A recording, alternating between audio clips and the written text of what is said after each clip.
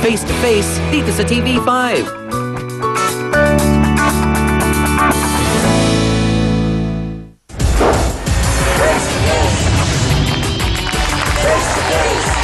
Ang tanong ng lahat, Mark, ano naman ang atraso ni Jeffrey sa'yo at galit na galit ka? Pinanyak niya po kasi yung asawa ko eh. Nawakan niya sa masasela na bahagi.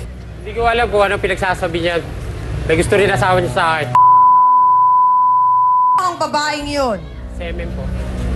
MM. Saan mo naman nakilala itong si MM? Doon po sa bahay namin kasi magtiyahin sila eh. Okay. Ikaw ang pamangkin na nagsumbong na nakita mo siya. Siya yung Opo, nakita mo nakita ko kasama? po. Saan Opo. mo sila nakita? Sa bayan po. Kakalabas lang po nila sa hotel. Kakauwi ko lang po sa trabaho. Hindi totoo yan! Hindi totoo yan! Diretsa ang tanong, Jeff. Nanggaling nga ba kayo sa hotel nun? Opo. Sinong kasama mo? Si Bebe po. So hindi nagsinisinungaling si Mark. Dumaan lang po kami pero hindi po kami galing sa hotel talaga. Kumain lang kami. Napadaan ka lang? Promise? Napadaan lang kayo? Hindi po. Ano? Pumasok po kami. Ayun naman. So itong sinasabi ngayon ni Mark na kinakasama niya na si, ano pangalan? MM po. MM. Niligawan mo rin. Hindi po. Parang nagtitinginan lang po kami kasi isang bahay lang po kami. Isang bahay lang kayo nakatira. Okay, Jeff. Tapos, Kasing trabaho eh. Tamad ka eh. anong ginawa sa kinakasama mo? Sabi kasi nito, nagpapakyut din daw sa kanya. Puro kayo cute Pakyut kayo ng pakyut. Ang sabi po ni Jeffrey kanina ay gusto niya ang mga babaeng mas may edad sa kanya. Pero ang babaeng ito, mas bata. Pero ang pinagtatakan daw niya, abay pangsamantala lang ito. Siya na mismo ang magkwento sa mga pangyayari. Narito po, si Mikmik Santiago. Pasok!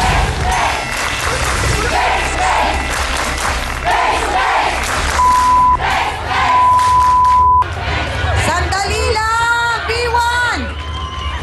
Ang sabi ni Jeffrey, ikaw daw ang may gusto, ikaw daw ang Kapal ng nagpa-cute. mukha mo!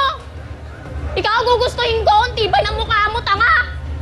Tsura mo lang, Anong ginawa ni Jeffrey sa'yo? po ako, napang mo. Naninili pa po yan. Paanong sinisilipan ka? Pag naliligo po ako, nandun po siya kagad sa may nakakam siya. Kapal ng mukha mo. Hinipuan ka ba? Opo. Saan? Sa po, sa alam niyo na po. Hindi ginagawa yun. Hindi po totoo yun kasi sinisiraan lang po ako ni... Sinisiraan, kaya pala alam ng mga Bakit hindi mo ako diba? matignan ng diretso, Jeff? Hindi tingin po ako pero... Ginawa mo yon o hindi?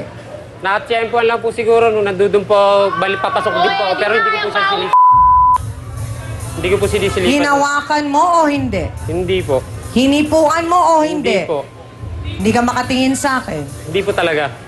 Kapal, tibay mo talaga, no? Kasinungalingan mo. Manyakis Huling ka. tanong, hinipuan mo o hindi? Hindi po po. Abay, parang ayaw ko nang isipin kung sino pa ang dapat na piliin na muse nitong si Jeffrey dahil mukhang kailangan ng matinding paliwanagan ang ating mga bisita para nang sa ganon ay maunawaan ninyo kung tama pa ba na nandyan sa buhay ninyo itong si Jeffrey. At si Jeffrey din siguro kailangan magabayan ng matindi ng ating trio tagapayo nang sa ganon habang may pag-asa pa, pwede pang maayos ang lahat-lahat. Dahil lang sa dalawang babae. Hindi, saan nandun yung tatay ng mga anak mo? Nandun po sa kanila. Bakit kayo nagkahiwalay? Battle-bed po kasi ako eh. Talaga sinasaktan ka. Hindi mo ba iniisip na yung ginagawa ni Jeffrey na ganito parang pananakit na rin sa'yo ng ibang pamamaraan? Opo, yun na nga po eh. Na-injury po ako. Kapag lalaro ka pa rin. Opo. Pero tigil na lang po ako sa talon. Nagpipigil nga yun sa pagtalon, pero hindi ka nagpigil sa panluloko. Dapat yun ang pinigilan mo.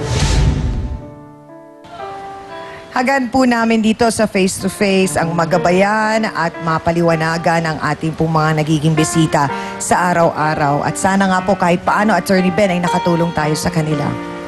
Yun lang laging hangad natin, Tiangami, at sa kalagayan ng bawat panig sa umagang ito, ang nais ko lamang bigyan pa rin ng diin ay ang kalagayan ni Vilma at saka ni Jeffrey upang sa ganun hindi ma-question ang pagsasama ninyo ni Jeffrey. Sa kalagayan naman, ang nanirito pa rin sa pula, si Aling Emma at saka si Aling Bebe. Sana maging aral sa inyo ito at pagtuunan nyo na lang ng pansin ang inyong mga pamilya dahil alam ko ay meron din kayo kanya-kanyang mga anak. Yun lamang.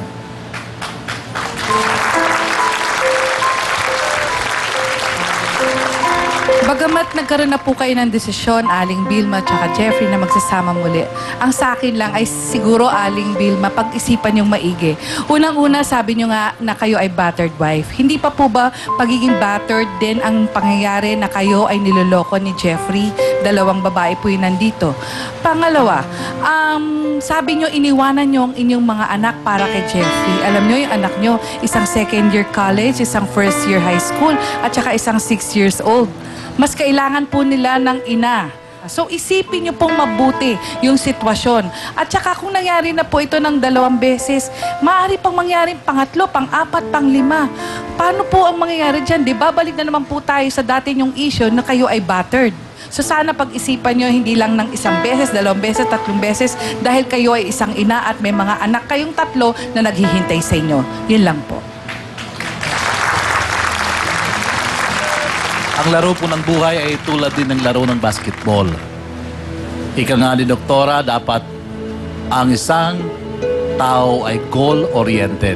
Ganon din, ang isang magaling at matalinong basketballista ay nakapokus po sa kanyang goal.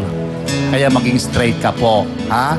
Seryosohin mo ang buhay mo dahil paano kung mawala ng lakas mo? Sino nagbibigay ng lakas? Ang ating Panginoon. Sasabihin ng Panginoon, hanggang ngayon ka na lang. Kaya pag-isipan mo mabuti at maging maginoo ka at maging magalang ka sa babae. Huwag mo silang paglaruan. Salamat po. Marami pong salamat sa ating pong trio tagapayo. Siguro, Jeff, magandang makuha mo ang pagkakataon na ito ngayon na matapos na or makahingi ka ng dispensa kina Aling Bebe at Aling Emma at ganon din kay Mikmik kasi malinaw na talagang nasaktan mo sila sa mga naging pangyayari. Humingi ako ng tawad kay Bebe, yun na nasaktan ko siya, pinaglaruan ko siya, pati kay Sweet, pinaglaruan ko rin. Humingi na ako ng dispensa. Tsaka kay Makmak.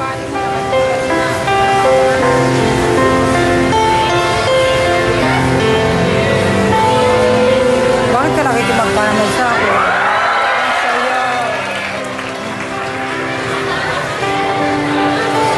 Parang nagagalit si Ate Vilma, bakit daw kamay lang sa kanya? Ano po ba ang plano ninyo, Ate Vilma? Nangako naman po kasi sa akin si Jeffrey na bibigyan ko na lang po siya siguro na isa pang pagkakataon. Isang pagkakataon na lang po siguro ang ibibigay ko sa kanya pagka So kaya mo bang tuparin ang mga pangako na yon, Jeffrey? Tutuparin ko na po. Magpapakatino na po ako. Magiging aral na po sa akin yung mga nagawa ko. Huwag mo lang sabihin yan ngayon. Gagawin ko po. Kasi hindi naman kami makikinabang dyan, Jeff. Sino? Ako po. Aling Bebe, ngayon pong nagtapos na ang lahat-lahat, meron pa ho ba kayong gustong sabihin kay Jeffrey? Ang gusto ko lang sabihin kay Jeffrey, sana mahalin niya na ng todo-todo yung asawa niya. Nang hindi na sila nag-aaway lagi. Aling Emma, kayo po, may mensahe pa ho ba kayo kay Jeffrey? Sana magpakatino na siya. Huwag na siyang mambabae.